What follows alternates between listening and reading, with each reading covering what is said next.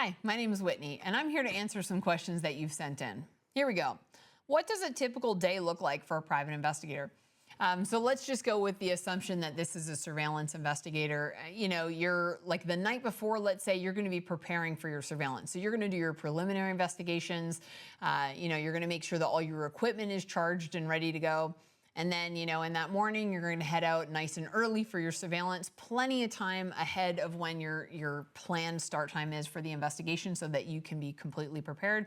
So you're going to stop, likely get that coffee. You got to get that in you.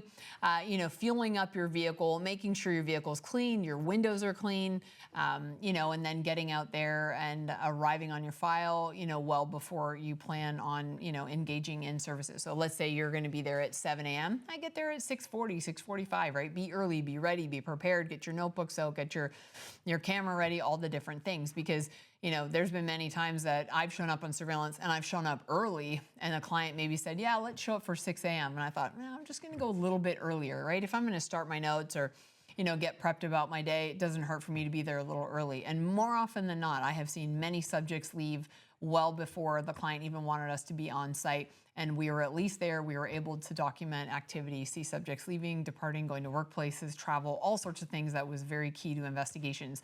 So you want to be there prepared, being early. So what's a typical day look like for PI? It's preparing for surveillance. And then, of course, when you're out on surveillance, it's, waiting for that subject activity.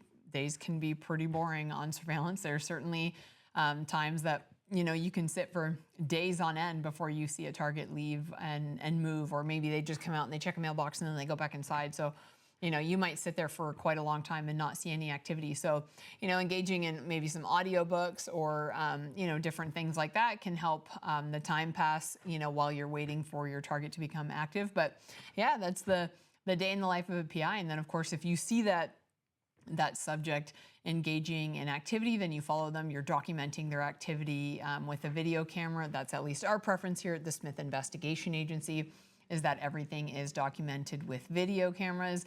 Now, some people prefer, using a photo lens, using a mirrorless camera, for instance, and just getting photographs.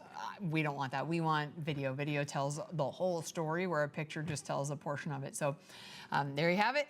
That's what a day in the life, of a PI looks like. And if you have any questions about becoming a PI, looking to, join the industry, you can certainly give us a call here at the Smith Investigation Agency.